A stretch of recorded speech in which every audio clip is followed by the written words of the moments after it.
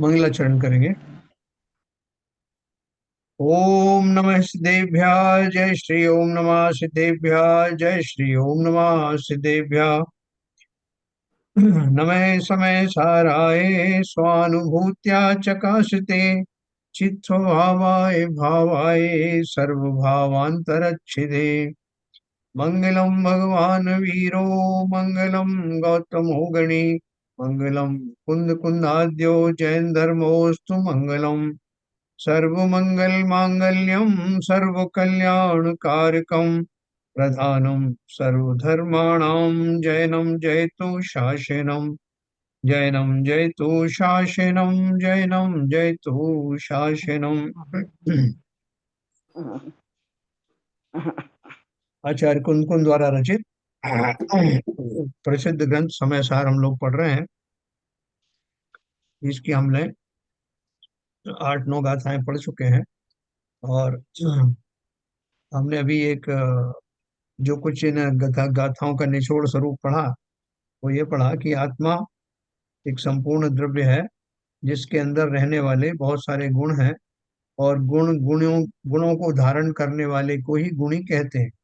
जब हम किसी बात की चर्चा करते हैं तो ये मान के चलते हैं कि उसमें वो सारे गुण विद्यमान हैं।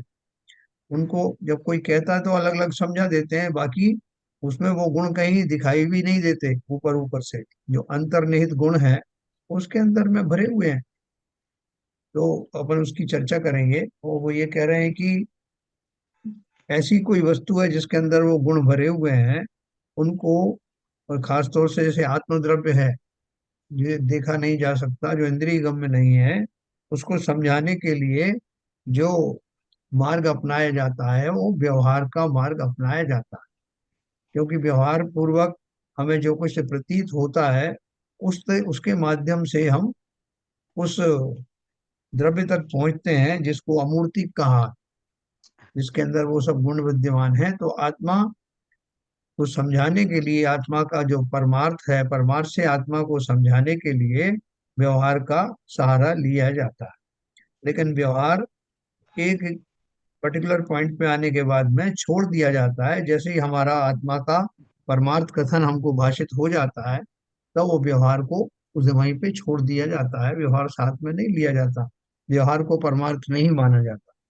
तो ये पूरे सभी शास्त्रों के संदर्भ में, समस्त शास्त्रों के संबंध में, समस्त दर्शनों के संबंध में ये एक खास बात है कि जो अमूर्तिक द्रव्य है उसको समझाने के लिए हमें व्यवहार का सहारा लेना पड़ता है। परमार्थ को समझने के लिए व्यवहार का सहारा लिया जाता है। लेकिन व्यवहार को सत्य नहीं मान सकते हैं। हाँ, सत्य के नजदीक पहुंचने का वो एक साधन हो सकता है। तो देखिए अपन अभी आगे चलेंगे अपनी अगली गाथाओं से। एक उसमें मिनट सर, बस, हाँ एक छोटा सा प्रश्न है मेरा। बोलिए। देखिए, जो हर एक द्रव्य में उसमें गुण समाहित होते हैं, हम्म। और आप एक एग्जांपल देते हैं आम का, जब उसकी पर्याय बदलती हैं हाँ। तो आम के अंदर जो उसकी खुशबू है, या उसको टेस्ट करो तो उसका मीठापन कभी कम हाँ। होता है, ज्यादा होता है, हार्डनेस है वो होती है। हाँ, रूप रस गुण गुण वर्ण, स्पर्श रूप रस गंध वर्ण। सारे हाँ। सारे ही वो प्रदर्शित होते हैं। तो हर एक द्रव्य जो होता है, जो पुद्गल अजीब में आता है, उनके सारे गुण हमें मालूम कर सकते हैं। इस तरह आत्मा के जो गुण हैं वो क्यों नहीं मालूम प्रदर्शित होते हैं?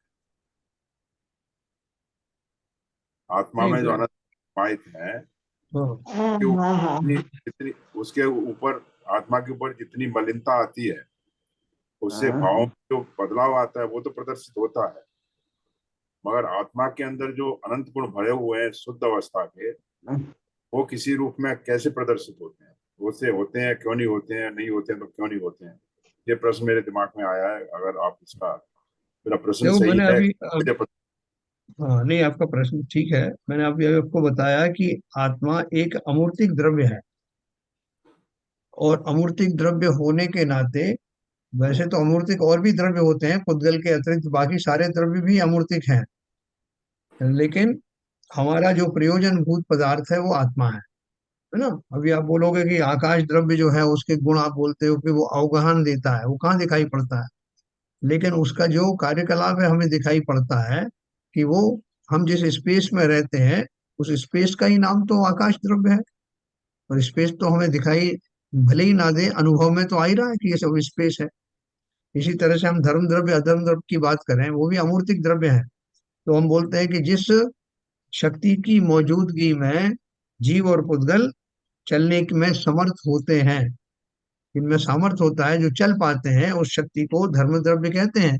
तो आप तो धर्म द्रव्य को देख नहीं सकते, लेकिन हम महसूस कर सकते हैं इस परिभाषा के अनुसार कि हाँ वो एग्जिस्ट करता है।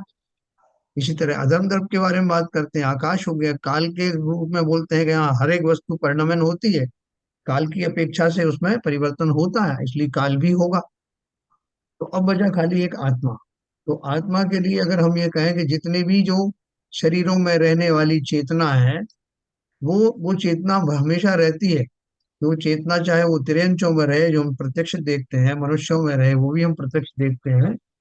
तो और वो हर एक पर्याय के बाद में वो बनी रहती है, शरीर निकल जाने के बाद भी रहती है। तो सब बड़े बड़े कवियों ने, बड़े बड़े लोगों ने, चिंतकों ने ये बात कही है कि मरण का, उन्होंने शेक्सपियर ने उदाहरण दिया ना, something beautiful is vanished and we sigh for it in vain on the earth and in the sky but it never comes again.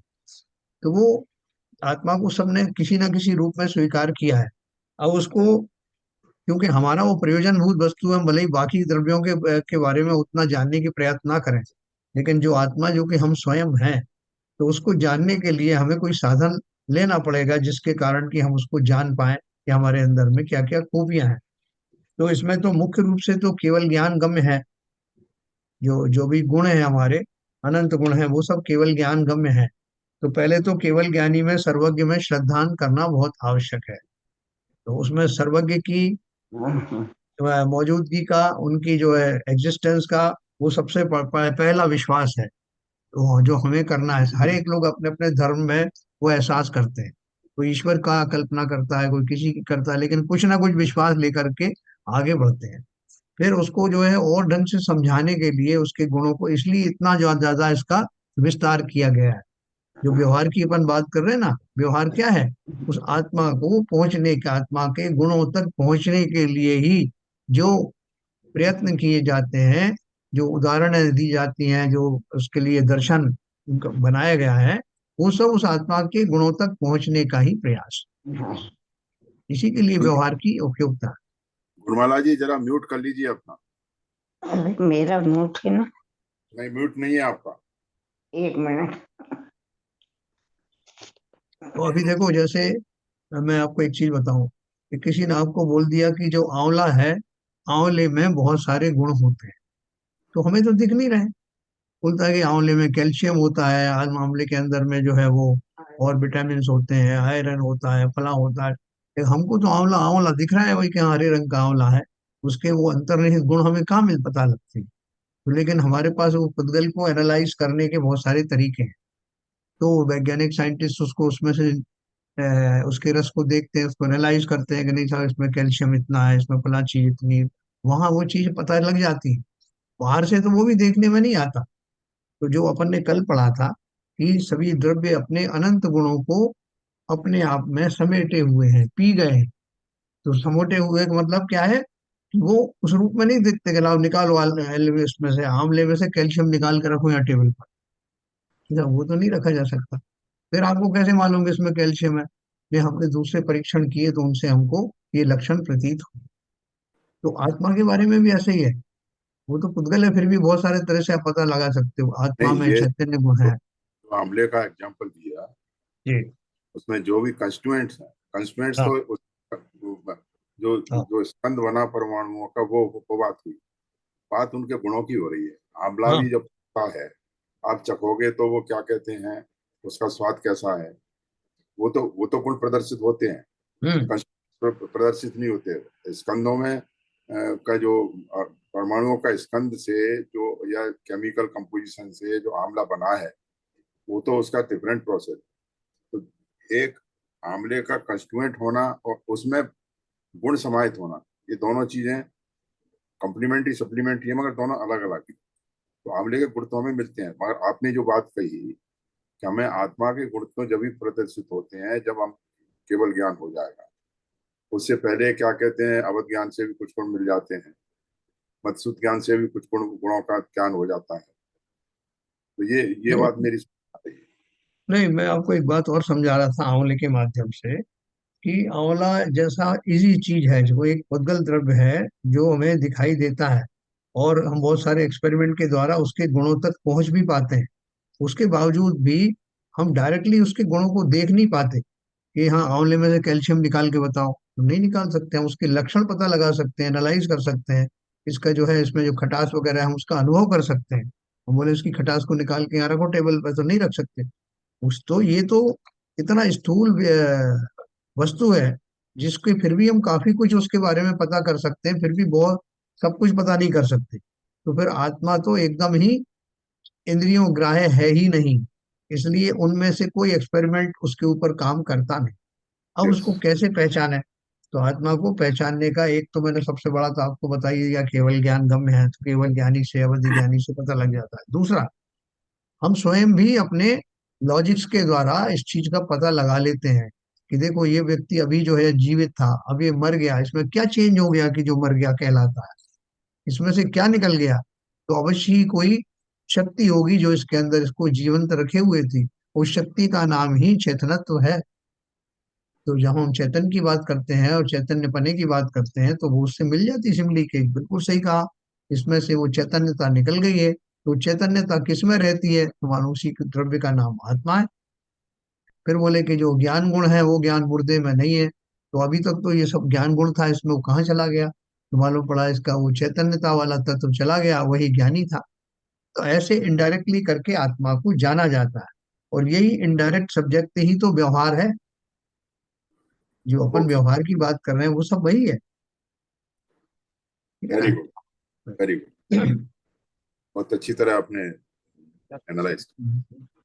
Thank you तो वेरी देखिए अपन चलते हैं इसमें, शेयर करेंगे। मच।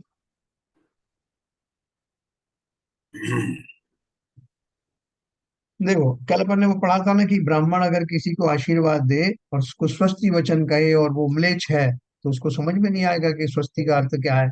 जब कोई दुभाषिया उसको समझाएगा कि स्वस्ति का अर्थ ही बोल रहे हैं कि तुम्हारा कल्याण हो, तो वो बहुत खुश हो जाएगा। हाँ, देखो एक मैं अभी पिक्चर आपने देखी होगी बहुत पुरानी, और एक लाइटर साइड में आपको बताता हूँ, नमक हराम करके पिक्चर थी वो। उसमें वो रेखा एक वो अभिनेत्री होती है, और शायद राजेश खन्ना होता है उसमें वो हीरो का। तो वो उसको रेखा को किसी बात पे इडियट बोलता, और वो रेखा जो है वो ज्यादा पढ़ी लिखी नहीं दिखाई उसमें। तो वो पूछती है कि वो उससे बहुत प्रेम तो करती है, और वो पूछती है कि इडियट का अर्थ क्या है? तो राजेश खन्ना थोड़ा संभल के जवाब देता है, कहते इडियट मतलब बहुत सुंदर। तो वो बड़ी खुश हो जाती कि अच्छा मुझे सुंदर कहा, तो वो उनसे कहती कि तू भी तो बहुत इडियट है रे, उसके जवाब में, और बहुत प्रेम पूर्वक बोलती है कि तू भी तो बहुत इडियट है रे, क्योंकि उसने इडियट का अर्थ क्या समझा, जो उसे बताया गया था कि बहुत सुंदर है। और उसको समझ करके सुंदरता का अर्थ उसे समझ में आता है, इसलिए वो भाव विभोर हो गई, कहा "ओ, मुझे इडियट कहा, कल से मैं भी इन्हें इडियट कहूंगी"। बाकी संसार तो क्या सोचता है सोचता रहा, लेकिन वो आपस में उसके मन में ये बैठ गया कि इडियट का मतलब महासुंदर होता है, और अब से इस शब्द का प्रयोग सबके लिए करूंगी। तो आप सोच सकते हो उसका क्या हालत होगी जब वो सबसे कहेगी तो। एनीवे, कहने का सिर्फ अर्थ इतना था कि जब हम किसी शब्द को नहीं समझ पाते, तो उसको किसी दुभाषिए का सहारा लेना पड़ता है, जो उसके भावार्थ को समझा पाता है। तो यहाँ वो कह रहे हैं कि इसी तरह से परमार्थ को समझना इतना आसान नहीं है। उसको समझने के लिए जो जो साधन अपनाए जाते हैं, वो सब व्यवहार कहे जाते हैं, है ना? देखो आगे लिखा है उन्होंने, लोग शुद्ध नय को नहीं जानते, क्योंकि शुद्ध नय का विषय अभेद एक रूप वस्तु है, किंतु वे अशुद्ध नय को ही जानते हैं, क्योंकि उसका विषय भेद रूप अनेक प्रकार है। इसलिए वे व्यवहार के द्वारा ही परमार्थ को समझ सकते हैं। अतः व्यवहार नय को परमार्थ का कहने वाला जानकर उसका उपदेश किया जाता है। हम जितना भी उपदेश करते हैं वो सारा शब्दों के माध्यम से समझ में आता है, तो उसमें व्यवहार ही भरा हुआ है।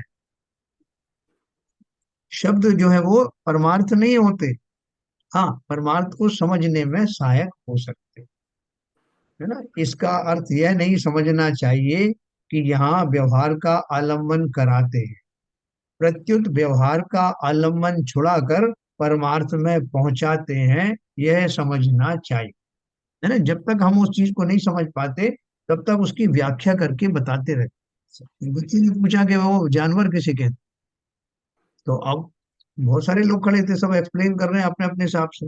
बच्चे की समझ में नहीं आया, दूसरा बोलता अच्छा मैं समझाता हूँ, तीसरा बोला नहीं नहीं आपके भी समझाने से नहीं समझेगा, मैं समझा।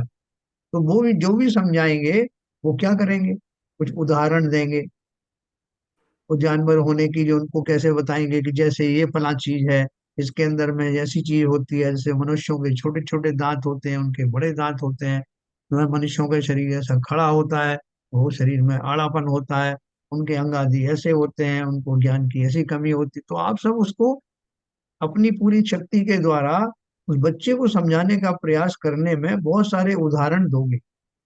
उदाहरण किसके दिए जाएंगे, जो उसने देखे हुए हैं उसको उसके बारे में बताते हुए उसको समझाओ।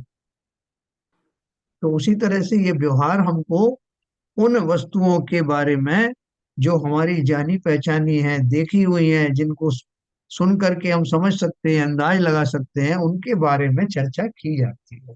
यही सब व्यवहार है।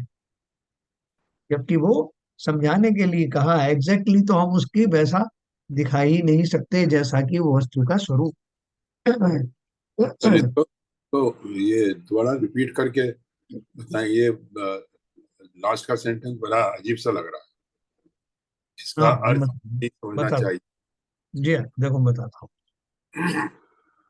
एक्चुअली उन्होंने जल्दी से उसको उसको जो कंक्लूड कर दिया, वो क्या समझा रहे थे, यहाँ तक आपको समझ में आया होगा कि लोग शुद्ध नय को नहीं जानते क्योंकि शुद्ध नय का विषय अभेद एक रूप वस्तु है। कोई वस्तु में बिना भेद के आपने बोल दिया अरे साहब वो बहुत गुणवान व्यक्ति है, तो अपन फौरन पूछेंगे साहब गुणवान किस अपेक्षा से कहा आप? क्या गुण है उनमें? तो फिर वो गुणों को अलग अलग बताएंगे, वो गुणों को मिला के वो व्यक्ति की पर्सनैलिटी बनी है, वो उससे गुण अलग नहीं किए जा सकते। जैसा वो ईमानदार भी हैं, वो बहुत बड़े दानी हैं, वो लोगों की बहुत सत्कार करने वाले हैं, वो अभिमानी नहीं है, ये सारा मिल करके वो एक व्यक्ति के व्यक्तित्व का निर्माण होता है। उसमें से ये गुण समझाने के लिए कहे, लेकिन उनमें से आप कहोगे इनका ये गुण बाहर कर दो, वो गुण बाहर कर दो, मुझे वो गुण दिखाई नहीं दिखने वाला नहीं है, लेकिन उन सब का कॉम्बिनेशन के रूप में ही वो व्यक्ति खड़ा हुआ है। उसी तरह से आत्मा एक अभेद वस्तु है, लेकिन उसको जब समझाने के लिए कहा जाएगा तो उसमें ज्ञान है, उसमें चेतना है, उसमें सुख है, उसमें वीर है, ये सब बातें बताई जाती हैं। तो बोल रहे हैं कि जो शुद्ध नय का विषय अभेद एक रूप वस्तु है, ऐसी अभेद वस्तु जिसके ये गुण अलग अलग नहीं किए जा सकते, उसके अंदर ही हैं, समाहित हैं, उन सबको मिलकर के ही वह वस्तु बनी है। गुणों के समूह को ही द्रव्य कहते हैं, किंतु वे अशुद्ध नय को ही जानते हैं क्योंकि उसका विषय भेद रूप अनेक प्रकार। जब भी हम किसी वस्तु को जानते हैं तो उसको गुणों के द्वारा को भेद करके बताया जाता है, जैसा इसमें ऐसा है, इसमें वो है।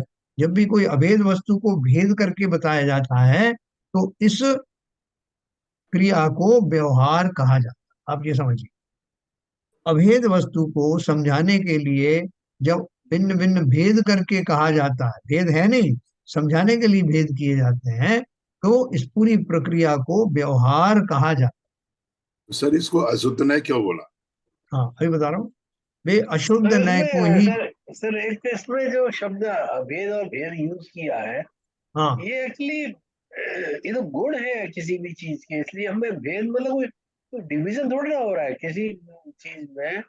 गुण मल्टीपल गुण होते हैं किसी भी चीज के, तो जब पूरे गुण सब डिफाइन हो जाएंगे उसके, तो हाँ वस्तु का पूरा पूरा जो है स्वरूप पता चलेगा।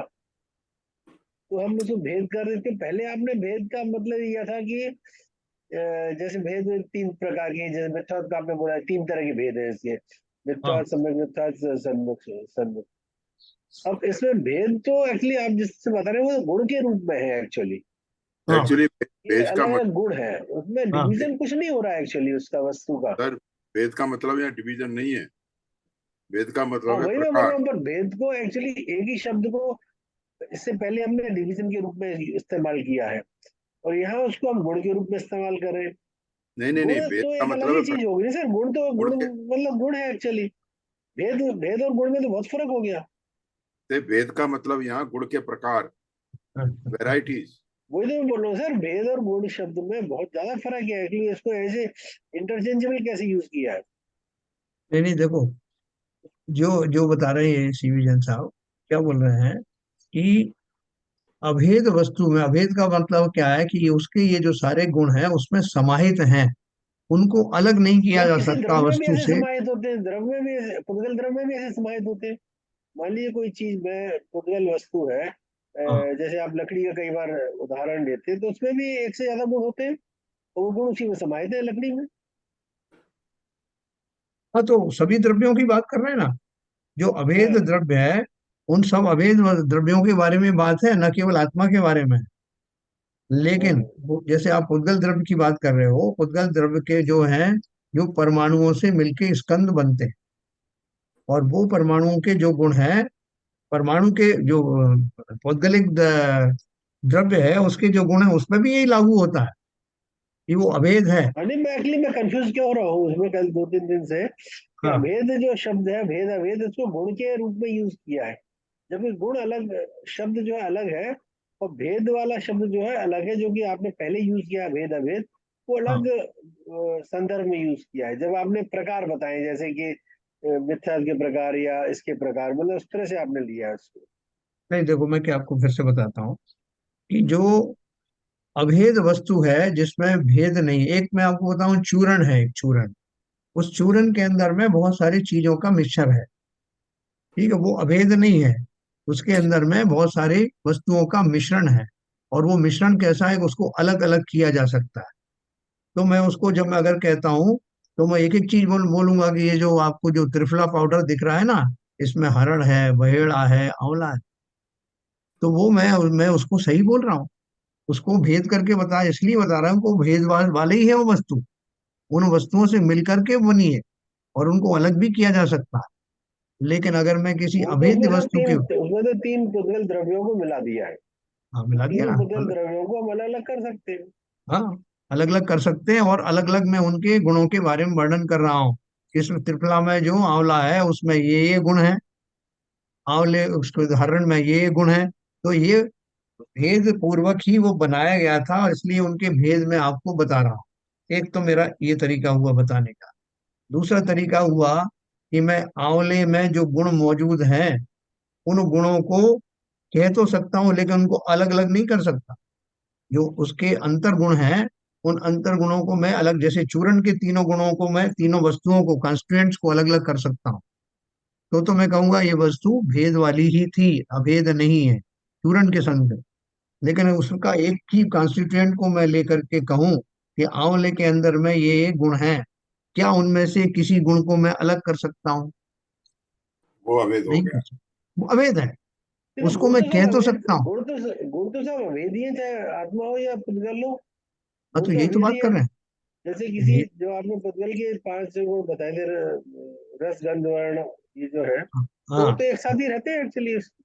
हाँ, तो एक साथ ही तो रहते हैं, यही तो बात कही जा रही है कि जो शुद्ध नय का विषय है, लेकिन उसको समझाने के लिए उसको अभी कहा जाए कि आंवला किसे कहते हैं, तो उसके जो अंतर्निहित गुण हैं, उनको गुणों को मैं अलग अलग करके कहूंगा कि आंवला मेरे उसे कहते हैं जो गोल होता है, जो हरे रंग का होता है, जिसका स्वाद कशेला होता है, जिसके अंदर ये सारे जो उसके कंस्टिट्यूएंट, लेकिन मैं अलग नहीं कर सकता, कहने के लिए जरूर कहूंगा।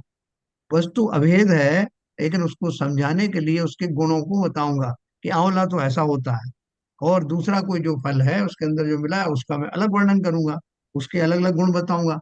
लेकिन गुण उसके भी अलग नहीं कर सकता, इसके भी अलग नहीं कर सकता, कह सकता हूँ। उसी तरह से वो कह रहे हैं कि जब मैं किसी अभेद वस्तु में भेद की कल्पना करता हूँ, तो वो वास्तव में व्यवहार है, और व्यवहार को शुद्ध नहीं कहते, क्योंकि वो कहना पड़ रहा है समझाने के लिए इसलिए कहा जा रहा है व्यवहार को। व्यवहार जो है परमार्थ नहीं है। क्यों परमार्थ नहीं है? क्योंकि व्यवहार उनको अलग अलग कहता है, जबकि परमार्थ समस्त वस्तुओं को मिला करके कहता है कि ये आंवला है, ये आत्मा है। उसके सारे गुण समझाने के लिए जब जब भी उसमें भेद करके समझाया जाता है तो व्यवहार नय का विषय कहा जाता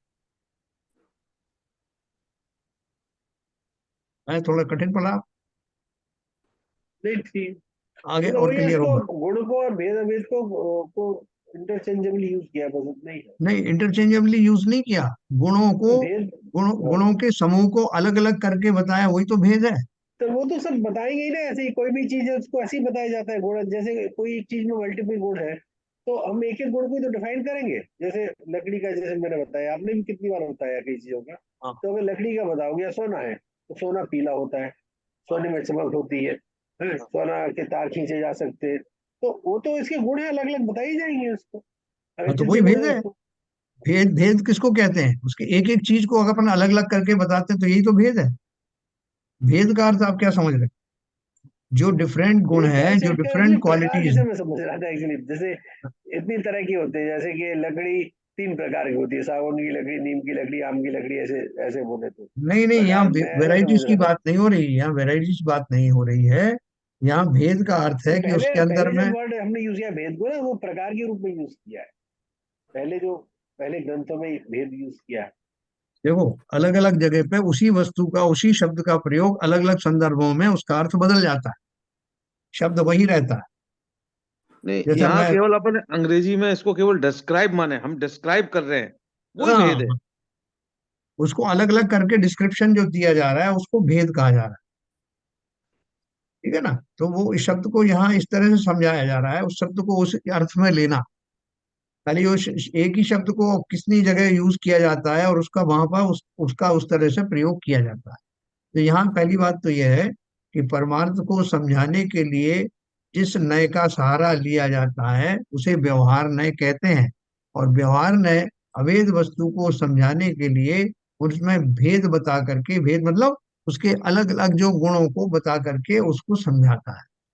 अभी आप, और जो समझ जाता है उसको फिर उसके डिस्क्रिप्शन नहीं करते कि हम आपके सोना सोनार के पास गए सोना लेने के लिए, हम उससे कहते हैं कि भैया मुझे ऐसी धातु देना, वो धातु देना जो पीली हो, जिसमें जिसके गहने बनते हो, जिसमें जो है, और जिसकी डेंसिटी 19 पॉइंट समथिंग होती है, और बहुत सारे उसकी जो है मैं क्वालिटीज बताऊंगा। तो वो कहेंगे सीधे क्यों नहीं बोलते कि आपको सोना चाहिए? तो भैया मुझे पता नहीं था कि आपको सीधे से समझ में आएगा। बोले अरे हमारा तो काम ही है, सीधे से बोलोगे समझ में आ जाएगा। बल्कि आप इतने भेद डाल रहे हो तो हम बड़े चक्कर में पड़ गए उसमें। तो भेद जो, को स्पेसिफिक डिस्क्रिप्शन बोल सकते हैं।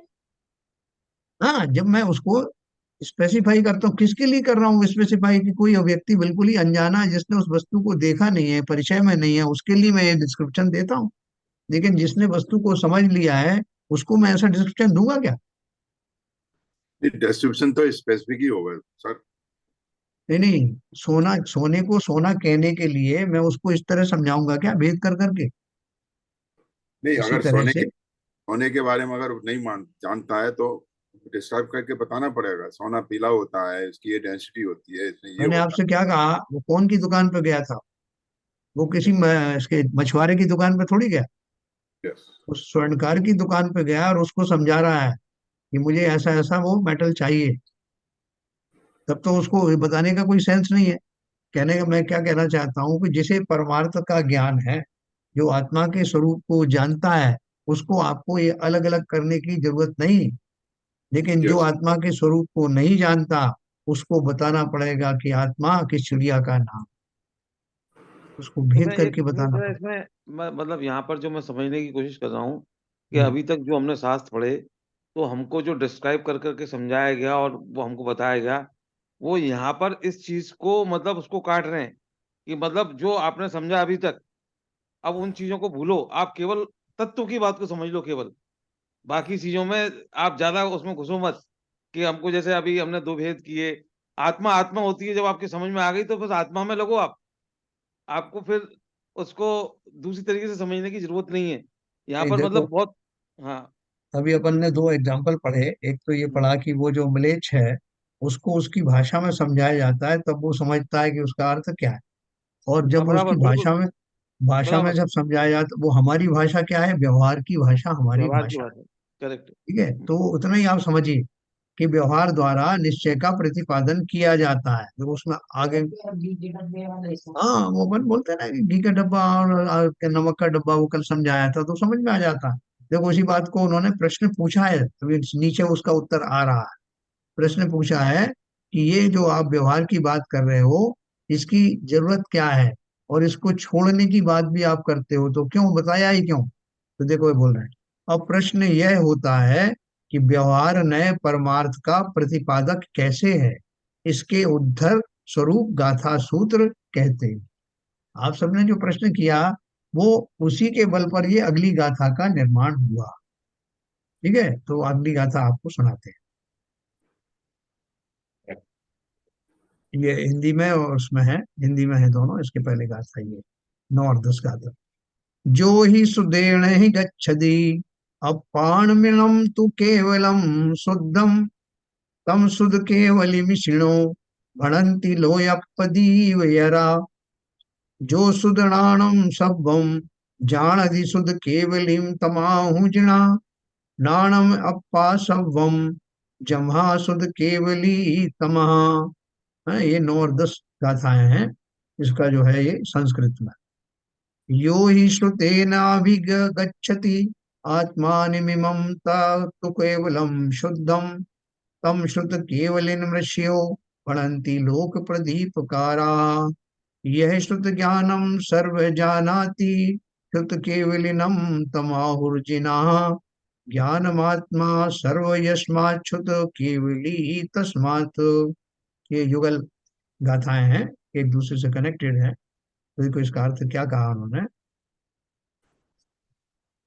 जो जीव निश्चय से शुद्ध ज्ञान के द्वारा इस अनुभव गोचर केवल एक शुद्ध आत्मा को सन्मुख होकर जानता है, उसे लोक को प्रकट जानने वाले ऋषीश्वर श्रुत केवली कहते हैं। जो जीव सर्व श्रुत ज्ञान को जानता है, उसे जिनदेव श्रुत केवली कहते हैं। क्योंकि ज्ञान सब आत्मा ही है, इसलिए श्रुत केवली यानी वह जीव श्रुत केवली है। टीका लिखिए है, प्रथम जो श्रुत से केवल शुद्ध आत्मा को जानते हैं, वे श्रुत केवली हैं। श्रुत किसे कहते हैं, वचन को श्रुत कहते हैं। जो वचन से, वाणी से जो जानते हैं, श्रुत ज्ञानी होते हैं ना। तो जो हमारा श्रुत स्कंद है, द्वादशांग वाणी को श्रुत स्कंद कहते हैं। 12 अंगों में गूंथी गई गणधर द्वारा जो जिनवाणी है जनित देव की, उसको श्रुत स्कंद कहते हैं। यानी वो 12 अंगों से बनी हुई 12 उसके चैप्टर्स हैं। अभी मैं यहाँ भेद शब्द भी यूज कर सकता हूँ कि उसके 12 भेद हैं। तो भेद शब्द को अलग अलग ढंग से यूज किया जा सकता है। तो शुद्ध केवली उन्हें कहा जाता है जिन्हें द्वादशांग की वाणी, द्वादशांग का पूरा ज्ञान होता है, और समस्त ज्ञान जो है वो द्वादशांग वाणी में समाहित है। उसके बियॉन्ड ज्ञान है नहीं। तो यह तो परमार्थ है। जो श्रुत से केवल शुद्ध आत्मा को जानते हैं, वे श्रुत केवली हैं, यह तो परमार्थ है। और जो सर्व श्रुत ज्ञान को जानते हैं, वे श्रुत केवली हैं, वह व्यवहार है। हाँ। देखो क्या बात कह दी इसमें, एक क्या फर्क है इन दोनों लाइन में। जो श्रुत से केवल शुद्ध आत्मा को जानते हैं, वे श्रुत केवली हैं, बोले यह तो परमार्थ है। फिर दूसरा क्या दिया, और जो सर्व श्रुत ज्ञान को जानते हैं, वे श्रुत केवली हैं, यह व्यवहार। क्या अंतर हुआ है। हल्के जन साहब, इसमें दोनों में शब्दों, दोनों लाइनों में कुछ फर्क लगा आपको। हाँ, उसमें सर्व एक्चुअली यूज किया, बाद में जो यूज किया है हाँ सर्व शुद्ध ज्ञान शब्द यूज किया है। हाँ, वहां केवल वचन से मतलब क्या पूरा संपूर्ण नहीं याद है उसको।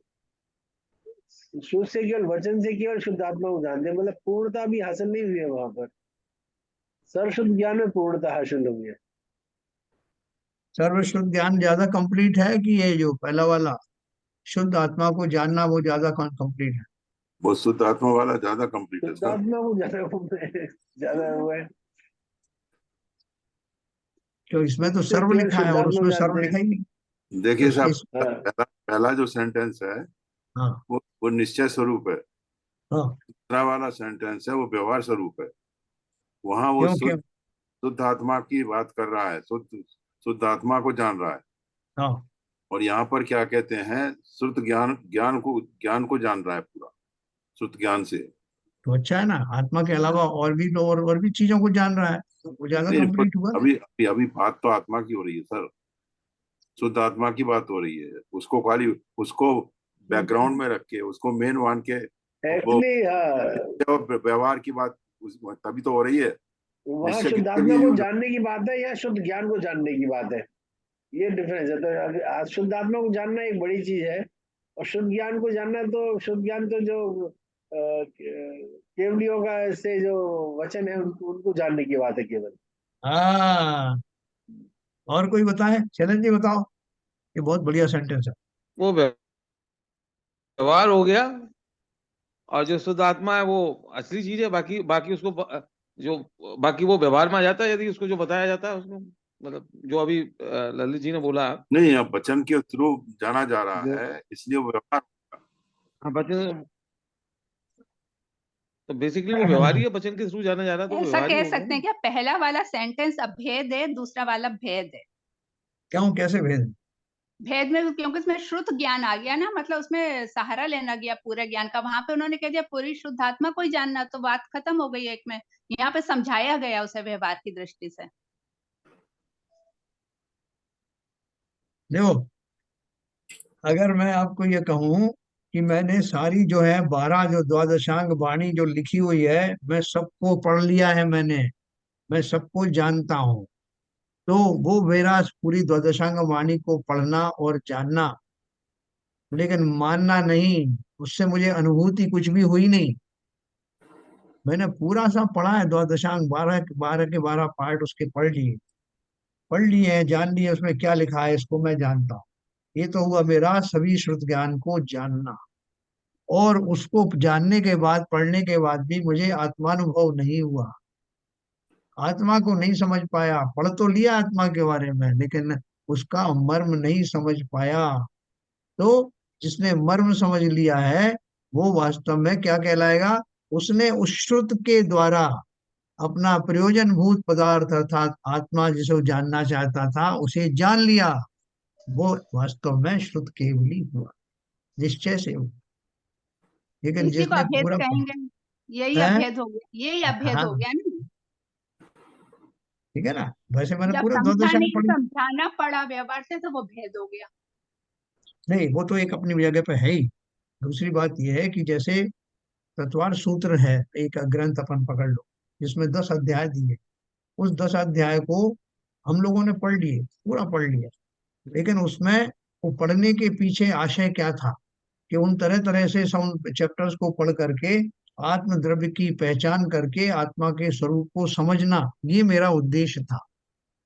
तो उस उद्देश्य में एक तो सफल हो गया, और दूसरे ने पूरा पढ़ लिया और उसको उससे भी ज्यादा कंठस्थ हो गया पहले वाले से भी। और वो सबसे कहता है कि साहब इसने भी पढ़ा ये तत्वार सूत्र, मैंने भी पढ़ लिया, मैं पूर्ण निपुण हो गया। किसी भी परीक्षा में बिठा दो आप इसको, कौन से चैप्टर में क्या लिखा है, मैं बढ़िया फर्स्ट क्लास आने की आकर दिखाऊंगा। दूसरा बोलता है कि मैं इसमें इसमें क्या क्या लिखा है वो सब मैं तो नहीं आपको रिप्रोड्यूस कर सकता, लेकिन मैं ये जान गया हूं कि इसके माध्यम से जो आत्मद्रव्य को समझाया वो कैसा हो, वो परमार्थ से समझ गया। और कोई एग्जाम लिखने की, कोई स्पर्धा में पढ़ने की जरूरत नहीं है। कथन अवश्य की अपेक्षा से अवश्य आप कहेंगे कि इसने ज्यादा अच्छे से पढ़ा भाई, पूरे 10 चैप्टर पढ़ ली। तो जिसने मात्र उसको पढ़ा है, उसके शब्दों को जो है ग्रहण किया है, शब्द उसने याद कर लिए हैं, उसकी सिमली भी दे देगा, वो आपको प्रवचन भी दे देगा, लेकिन वो खुद भीगा नहीं उस आत्मद्रव्य से। तो इसलिए वो व्यवहार से ही शुद्ध ज्ञानी कहा जाएगा। लेकिन वास्तव में उस श्रुत से आत्मा को भिगो देने वाला, आत्मा के स्वरूप को संपूर्ण रूप से जान लेने वाला, बाकी सबको बाहर कर देने वाला और सिर्फ आत्म द्रव्य को ही अंदर तक प्रविष्ट हो जाने वाला, वही वास्तव में परमार्थी या आत्मज्ञानी या निश्चय ज्ञानी कहा जाए। मैं कुछ समझा पाया थोड़ा? जी। देखो उसमें और आगे भी दिया है। प्रथम जो श्रुत से केवल शुद्ध आत्मा को जानते हैं वे शुद्ध केवली हैं, यह तो परमार्थ है। और जो सर्वश्रुत ज्ञान को जानते हैं वे शुद्ध केवली हैं, वह व्यवहार। यहाँ दो पक्ष लेकर परीक्षा करते हैं। उपरोक्त सर्व ज्ञान आत्मा है या अनात्मा? यदि अनात्मा का पक्ष लिया जाए तो वह ठीक नहीं है, क्योंकि जो समस्त जड़ रूप अनात्मा आकाशादिक पांच द्रव्य हैं, उनका ज्ञान के साथ तादात्म्य बनता ही नहीं, क्योंकि उनमें ज्ञान सिद्ध नहीं है। इसलिए अन्य पक्ष का अभाव होने से ज्ञान आत्मा ही है, यह पक्ष सिद्ध हुआ। इसलिए श्रुत ज्ञान भी आत्मा ही है। हैं? उन्होंने क्या बोला कि जो सर्व ज्ञान आत्मा है, लिखा है ना दो पक्ष में से, उपरोक्त सर्व ज्ञान आत्मा है या अनात्मा? जो सर्व ज्ञान है वो सर्व ज्ञान में समस्त, ये तो कह सकते हो कि समस्त वस्तुएं जो को जानने वाला जो ज्ञान, लेकिन ये नहीं कह सकते कि समस्त वस्तुओं द्वारा धारण किए जाने वाले ज्ञान की बात है। दो बात मैंने कही। एक तो ये कह रहा हूं कि किसी व्यक्ति ने उन पांच द्रव्यों के बारे में भी अपने ज्ञान से जान लिया, लेकिन इससे ये सिद्ध नहीं होता कि वो पांचों वस्तुओं में भी ज्ञान है। तो जब भी मैं ज्ञान की बात करूंगा तो सिर्फ एक आत्मा ही है, एक ऐसा द्रव्य जो ज्ञानी है, दादा जी बाकी में बताओ, ज्ञान। हाँ जिसने श्रुत को धारण कर लिया आत्मा में जी। तो केवल ज्ञानी हो गया। हाँ हाँ तो वो तो और जो केवल ज्ञानी ज्ञान है उसको, तो वो शुद्ध केवली है। हाँ मतलब टू डिफरेंट थिंग। हाँ हाँ जिसने हाँ। जिसने श्रुत को धारण कर लिया आत्मा में वो केवल ज्ञानी हो गया, ये कह सकते हैं नहीं? नहीं, उसको थोड़ा और रिफाइन करना पड़ेगा। जिसने श्रुत को धारण कर लिया का अर्थ ये है कि उससे उसको भाव भाषण हो गया, हाँ, तो वो केवल ज्ञानी। और क्या, केवल वो ज्ञानी कोई तो केवल। होता है। यस, यानी भाव भाषण होना चाहिए, पढ़ने से कुछ नहीं हो रहा। पढ़ने हाँ, के बाद, वो जो पढ़ लेते हैं वो शुद्ध केवली होते हैं। हाँ, मतलब जो व्यवहार से श्रुत केवली जैसे कहा जाता है, हाँ, वो वो व्यवहार श्रुत वाले शुद्ध केवली केवली है। हैं। अभी देखो एक शब्द आता है पंडित। तो हाँ। पंडित शब्द को कुछ लोगों ने बड़ा हास्यास्पद बना दिया, और कुछ लोग उस पंडित का जो मूल जो स्वरूप है उसको उसी रूप में प्रयोग करते हैं। अपन बोलते हैं अरे भाई साहब वो बड़े पंडित हैं, वो बहुत विद्वान है, बड़े पंडित हैं, तब हम उनकी वास्तविक प्रशंसा कर रहे हैं। लेकिन हम बोलते हैं अरे ये तो पंडितों की बनाई पूजन है साहब, ये तो पंडितों के लिखे हुए शास्त्र हैं, इनकी भी कोई बात है क्या? तो हम्म। वही शब्द को मैं किस रूप में प्रयोग कर रहा हूँ। हम्म।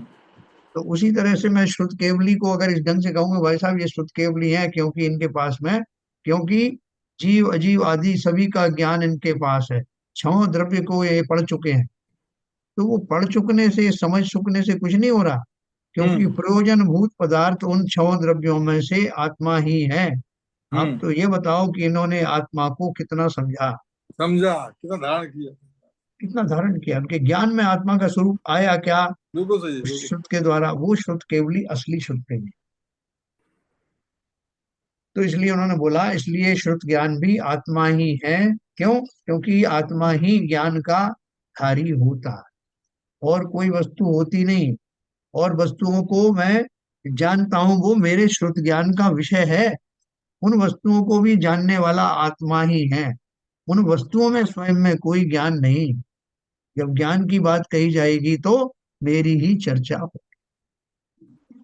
इस आत्मा को श्रुत से नियत जो शुद्ध केवल जानते, ऋषिगण प्रकाशक लोक के श्रुत केवली उसको कहें। श्रुत ज्ञान सब जाने जो, जिन श्रुत केवली उसको कहे। सब ज्ञान सो आत्मा ही है, श्रुत केवली उससे बने। देखो आगे उन्होंने हिंदी में उसको दिया है। ऐसा होने से जो आत्मा को जानता है वह श्रुत केवली है, ऐसा ही घटित होता है, और वह तो परमार्थ ही है। इस प्रकार ज्ञान और ज्ञानी के भेद से कहने वाला जो व्यवहार है उससे भी परमार्थ मात्र ही कहा जाता, उससे भिन्न कुछ नहीं कहा जाता है। और जो श्रुत से केवल शुद्ध आत्मा को जानते हैं वे श्रुत केवली हैं। इस प्रकार परमार्थ का प्रतिपादन करना अशक्य होने से जो सर्वश्रुत ज्ञान को जानते हैं वे श्रुत केवली हैं, ऐसा व्यवहार परमार्थ के प्रतिपादकत्व से अपने को दृढ़ता पूर्वक स्थापित करता है। तो वो क्या बोल रहे हैं, वो जो आत्मा को जानता है वह शुद्ध केवली है, ऐसा ही घटित होता है, और वह तो परमार्थ ही है। ये जो बात है, किसी को यही कहा कि साहब जो आत्मा को जानता है वो शुद्ध केवली है, तो ये बोल रहे हैं कि ये जो परमार्थ से जो कहा गया है उसको लोग समझ नहीं सकते। कि आप किसी को बोलो भाई साहब शेर तो शेर ही होता है, हाथी तो हाथी ही है, तो उसके कुछ समझ में आएगा क्या? बोले ये तो हम भी जानते हैं कि हाथी हाथी है, शेर शेर है, ये आप क्यों कह रहे हो? तो वो कह रहे हैं कि वो उसको समझाओ कि शेर शेर ही है, हाथी हाथी है, उसको कैसे समझाओगे? आप बोलोगे भाई साहब ये जो गुण है हाथ शेर के, कि वो इतना जो है वो निशंक होता है, इतना शूरवीर होता है, उसमें इतना प्रताप होता है, उसके ऐसे ऐसे बाय बाय आचरण ऐसे होते हैं, ऐसे और किसी में नहीं पाए जाते, इसलिए शेर शेर ही है। तो आपको ये बात सिद्ध करने के लिए कि शेर शेर ही है, आपने उसको अलग अलग भेद करके उसका बखान किया ना, तब वो चीज समझ में आई।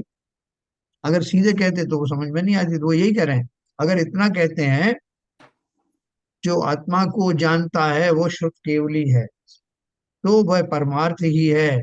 इस प्रकार ज्ञान और ज्ञानी के भेद से कहने वाला जो व्यवहार है उससे भी परमार्थ मात्र ही कहा जाता है। इधर बोले ज्ञानी किसे कहते हैं साहब?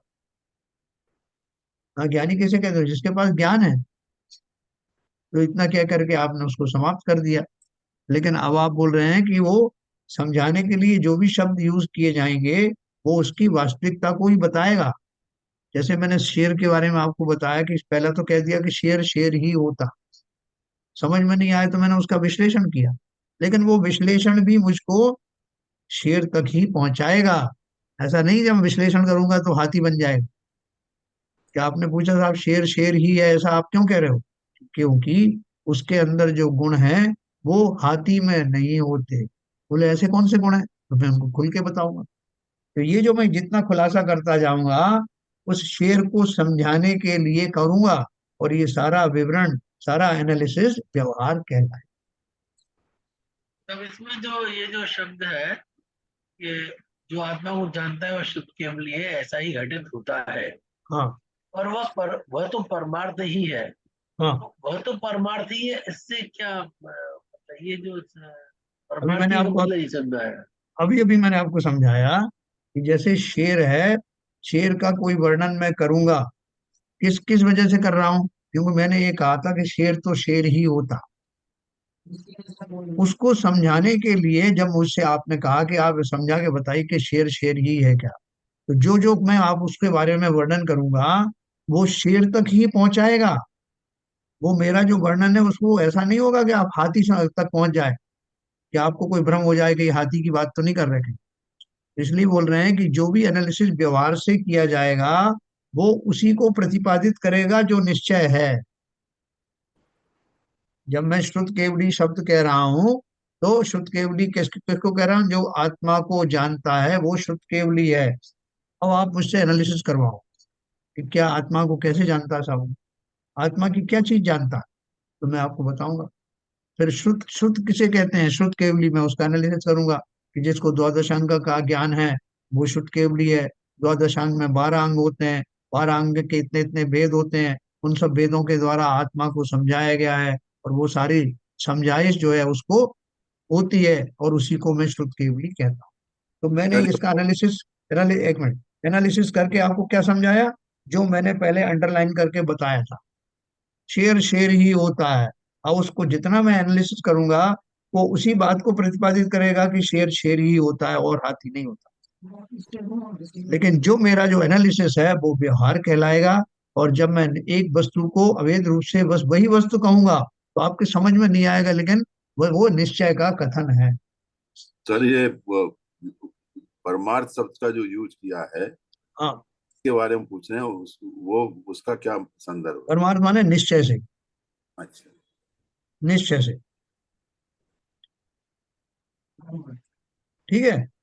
परमार्थ मतलब परम अर्थ, जैसे परम, परमात्मा है परमात्मा। यस यस, वो मैंने कल बताया था, परमार्थ जी। का है और निश्चय से हाँ, जो तो वो है। व्यवहार में जो हम बता रहे हैं वो परम अर्थ ही बता रहे हैं, उसके बारे में ही बता रहे हैं। हाँ, परमार्थ को कहने के लिए जो भाषा का या सहारा जो, लेना है। हाँ, जो टेक्निक में यूज करूंगा वो व्यवहार है। जी। कि आपको साहब आपने ठीक से नहीं समझाया, मेरे समझ में नहीं आया आत्मा के बारे में। तो मैंने जो टेक्निक लगाई समझाने की, वो टेक्निक ही व्यवहार थी। मेरा वो व्यवहार वाला पार्ट आपको समझ में नहीं आया तो वो बहुत अच्छा नहीं था। तो मैं दूसरे से कहूंगा भैया आप समझाओ जरा, तो वो कोई अपनी टेक्निक लगाएगा, लेकिन समझाएगा क्या, उसी वस्तु को ही समझाएगा, है ना। तो कुल मिला के क्या है, इस प्रकार ज्ञान और ज्ञानी के भेद से कहने वाला जो व्यवहार है उससे भी परमार्थ ही कहा जाता है। बोले आप कुछ भी टेक्निक लगाओगे समझाने के लिए, अगर सम्यक प्रकार से समझा रहे हो, सही उदाहरण दे करके समझा रहे हो, तो आप वही समझाओगे जो कि उस वस्तु में है। नहीं होगा तो कैसे समझा दोगे साहब ये आप इनको बड़ा दानी बोल रहे हो, तो कैसे आपको दानी लगेगा। तो मैं उसको समझाऊंगा कि भैया देखो ऐसा है, उनके पेट में से तो मैं निकाल नहीं सकता कि ये दानी है कोई उनका गुण। तो मैं एग्जाम्पल दूंगा कि देख फलाने फलाने दिन उन्होंने ये किया था, भामा शाह ने इस तरह ऐसे संकट में आए थे तब इतना दान किया था, इतना पैसा दिया था, ये किया था, वो सब समझाऊंगा। तो मैं उनके गुण को व्यवहार से समझाऊंगा।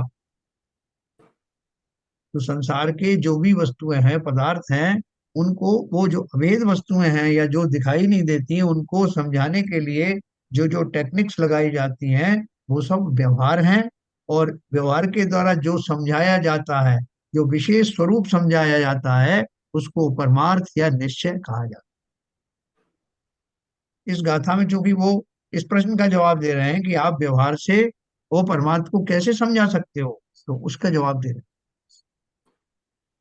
है ना। इस प्रकार परमार्थ का प्रतिपादन करना अशक्य होने से, यानी अशक्य माने असंभव होने से, जो सर्वश्रुत ज्ञान को जानते हैं वे श्रुत केवली हैं, ऐसा व्यवहार परमार्थ के प्रतिपादक से अपने को दृढ़ता पूर्वक स्थापित करता है। इसलिए यही शब्द इस्तेमाल किया जाता है कि भैया जो सारे ही श्रुत को जानते हैं उनका नाम श्रुत केवली है। तो फिर मैं उसमें आप सब प्रसन्न हो जाओगे। अच्छा, सर्वश्रुत को जानते हैं, सर्व वस्तुओं को जानते हैं, उसमें आत्मा भी शामिल है, अच्छा उसको श्रुत केवली कहते हैं। फिर आप उसमें से अगर फिर क्वेश्चन पूछोगे कि साहब इसमें जो आत्मा शब्द भी उसमें आ गया है, आत्मा को कैसे जानते हैं, तब भी मैं जो समझाऊंगा वो भी व्यवहार ही होगा। क्योंकि उस आत्मा को समझने का अर्थ और समझाने का अर्थ दोनों में फर्क है। आत्मा का अनुभव करना वो निश्चय से जानना है।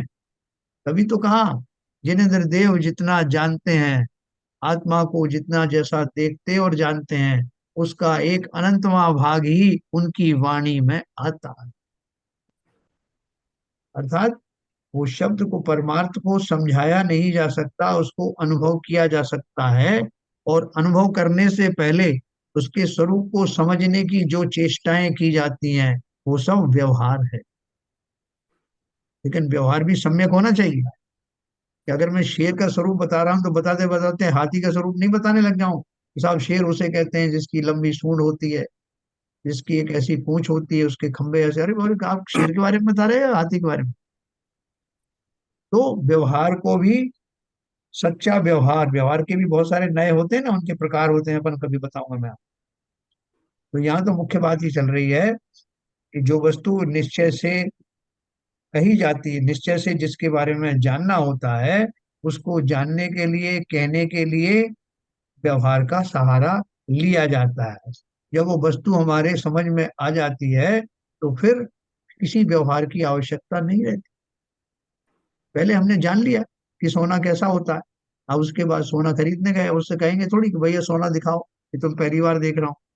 बोले आप सोना खरीदने आए थे ना, आपको इतनी समझ नहीं कि सोना किसे कहते हैं, आप चांदी उठा रहे हो और बोल रहे हो कि सोना क्या भाव दिया। तो प्रारंभ में मुझे अपने किसी किसी तरीके से उस वस्तु को नक्की करने के लिए जिन चीजों का सहारा लिया जाता है, जिन कथनों का सहारा लिया जाता है, जिन उदाहरणों का सहारा लिया जाता है, वो सब व्यवहार है। और जिसको समझाने के लिए बात कही जा रही है वो निश्चय तो है। सर चलो यहाँ पे एक प्रश्न ये है कि जो जो समोशरण लगता है, उसमें जो वाणी खिरती है, क्या वो भी व्यवहार ने में आएगी, या हम जो शास्त्र पढ़ रहे हैं, या मतलब जो हम जो जो केवल ज्ञानी नहीं है अभी तक, उनके द्वारा शास्त्र सुन रहे हैं, तो वो व्यवहारने में आएगा, या फिर केवल ज्ञानी के का ज्ञान जो सम्मोचन में मिलता है वो भी व्यवहार अब ये ज्ञान बताओ कहलाएगा? अब ये बताओ कि जिन वाणी सुन करके या जो केवली की वाणी सुन करके सभी जीव समय दृष्टि हो जाते हैं, या कोई कोई होता है? कोई कोई होता है। क्यों कोई कोई क्यों होता है? अगर वो निश्चय की बात है तो सबको हो जाना चाहिए। तो वो भी व्यवहार में आएगा। सभी व्यवहार है वो। हम उनकी जो भाषा है उसको सुन करके जब अपने अंदर में प्रविष्ट कराते हैं, उसको उसका अनुभव में लाते हैं, तो हमारी जो आंतरिक दशा है वो वास्तव में निश्चय दशा कहलाती निश्चयता तो इंडिविजुअल की होती है सर। है। है ना? और उस आत्मा का जो प्रतिपादन किया मैंने इतनी अच्छी तरह से, मान लीजिए कोई चीज को समझाई किसी ज्ञानी ने, कि वो मेरे को समझ में आ गया उसका स्वरूप। और स्वरूप को समझ में आने के बाद फिर मैंने बस बस बस बस मैं समझ गया, अभी आप कोई उदाहरण मत दीजिए। और मैं उस आत्म तत्व को वैसा ही महसूस करने लगा। तो वो आत्मा कैसी होती है उसको मैं जान गया, ये निश्चय है। स्वरूप को भी जान गया, अब मैं उसी में बसा बना रहने रहता हूँ, तो वो मेरा निश्चय चारित्र है। जिनेन्द्र यहाँ देव पर हम के समय कई। यहाँ यहाँ पर हम समय सार को पढ़ रहे हैं, और हाँ समय सार को पढ़ने का मतलब ही ये है कि जो हम अभी तक पढ़ते आए हैं ये जी, उससे अलग निराला है। जो बिल्कुल बिल्कुल हाँ, बिल्कुल। क्योंकि बहुत। ये समय सार है, इसको बहुत मतलब यहाँ आत्मा की बात होगी। और जो अभी तक हम करते आए सामायिक, जैसे अभी एक साधु हैं 4 वाक सामायिक करते हैं, तो वो एक तरीके से व्यवहार है। लेकिन जब वो लीन हो जाएंगे आत्मा में और केवल ज्ञान को प्राप्त होंगे, वो सच्ची चीज है। बाकी तो महाअमृत सब आदि। व्यवहार ही है, जो भी जो चर्या कर रहे हैं वो व्यवहार ही है। एकदम सही कहा आपने, महाअमृत आदि, पंच महाअमृत धारण करना, वो सब व्यवहार है। क्योंकि पंच महाअमृत तो पहले गुण स्थान वाले मुनि भी धारण कर सकते हैं, करते ही हैं। लेकिन उसके पीछे जो उसका जो स्पिरिट है, वो भावों की वो नहीं बसती। 28 मूल गुणों का पालन करने वाले, महाव्रत का पालन करने वाले भी द्रव्यलिंगी रह सकते हैं। ये तो सब आलम्बन है सर। अब ये शरण जी ने बहुत बढ़िया बात कही कि जब हम जैसे कोई हमने कोई घर में हमारी बेटी की शादी करानी है, तो हम 1 साल पहले से कोई ने कहा भाई साहब तैयारी करो, अब शादी करना है। तो अपन जो है थोड़ा थोड़ा हाँ हाँ कर रहे हैं, अनमने भाव से उसको सीरियसली नहीं लेते। और जब जो है बिल्कुल दिन नजदीक आ जाते हैं, तो हम एक एक बात को बहुत सीरियसली सोचते हैं। तो जितने दिन तक हमने उसको सुपरफिशियली सुन रहे थे, कर रहे थे, बेमन से कर रहे थे, तो वो हमारा सीरियस एफर्ट्स में नहीं आता। तो ये सब जो व्यवहार का भी बहुत प्रगाढ़ रूप होता है, कि हमने बहुत दिन से शास्त्र सुन रहे थे, लेकिन अब किसी ने एकदम कमर कस ली कि मुझे आज समझना ही है साहब की आत्मा क्या है। और समझने की कोशिश करते करते किसी को समझ में आ ही गया, तो उसका वो व्यवहार सार्थक हो गया। व्यवहार पूर्वक ही निश्चय को समझा। लेकिन बोल रहे हैं कि बिना व्यवहार के निश्चय में प्रविष्ट नहीं हो सकता। अगर हो जाता तो व्यवहार का प्रचलन ही खत्म हो जाए। है ना देव? कल में ये आपको टाइम हो गया, कल मैं आपको इसका जो भावार्थ है वो भी बताऊंगा, और अपन ये चर्चा और करेंगे। और शैलन जी ने जैसे कहा कि भैया हमें थोड़ा सा और सीरियस होना पड़ेगा, अब शादी सर पे ही आ गई है ना। अब हमें आत्मा को इतने हमारे ग्रंथ पढ़े हमने, वो इसकी अपेक्षा से वो हल्के फुल्के थे। तो हमने बहुत अपना दिमाग लगाने की कोशिश नहीं की। लेकिन अब समय आ गया है, आत्मा को समझना है तो बहुत गहराई से, बहुत उत्सुकता से, बहुत गंभीरता से समझना पड़े। और हम सब जो क्षोभक्षम ज्ञान के धारी हैं, विशेष ज्ञान तो कुछ मुझे भी नहीं है, इसलिए हम सबको मिल करके ये प्रयास करना पड़ेगा कि कुंद कुंद देव की वाणी को कैसे समझा। ठीक है साहब, तो कल अपन इसकी और चर्चा करेंगे, और जो जो चर्चा होगी वो विषय हमारा मजबूत होगा, इसलिए इसकी चिंता मत करना, बिंदास पूछना जो भी पूछना।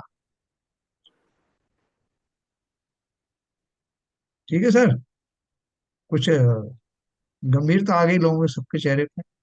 नहीं सर, ये तो अद्भुत था। गंभीरता सोचने में मजबूर कर दिया इसने, इसलिए गंभीरता है, लेकिन बहुत ही अद्भुत था ये। ये गंभीरता तो आनी चाहिए ना सर।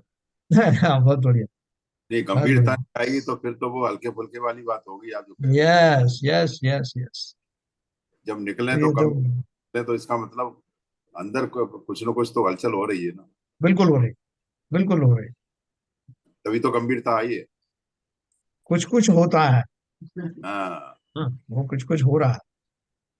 ठीक है सर, तो कल अपन इसको और ताकत लगा के पढ़ेंगे। और ये अपन ने अगर शुरू की गाथाएं जो है वो समझी ना, तो ये बिल्कुल अपने आप ही एकदम स्मूथ फ्लो है ये, होता चला जाएगा, एक गाथा के बाद दूसरी तीसरी, कब आती आ गई और कब निकल गई। और कालांतर में हम कैसे सुधर गए, कहाँ हमारे अंदर में छाप पड़ गई, ये भी हमें मालूम नहीं पड़ेगा। चलिए ललित जी निर्वाणी स्तुति करें।